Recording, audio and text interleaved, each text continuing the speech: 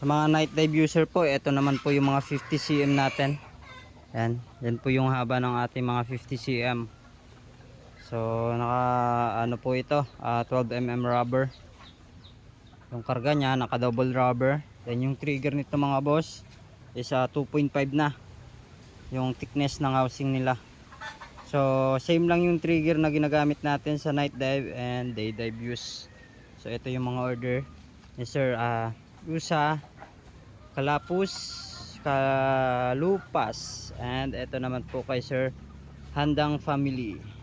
So ito walang pong pangalan po ito mga boss. So ito yung handle nya, right handed. And dito naman po is left and right.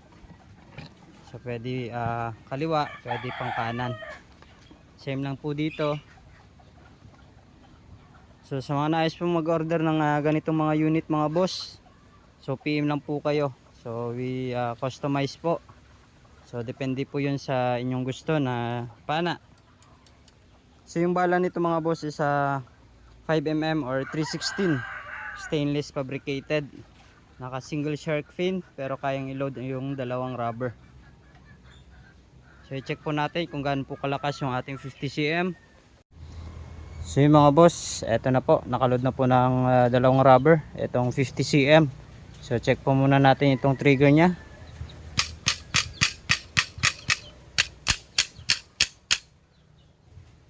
Then subukan po natin mga boss na tirahan dun sa lata kung gaano po ito kalakas. Itong 50 cm for night dive. So yung mga boss, ito yung tama nya. Ayan. Yun po, tapos tumama pa dito sa isang lata. So ganun po kalakas yung ating 50 cm.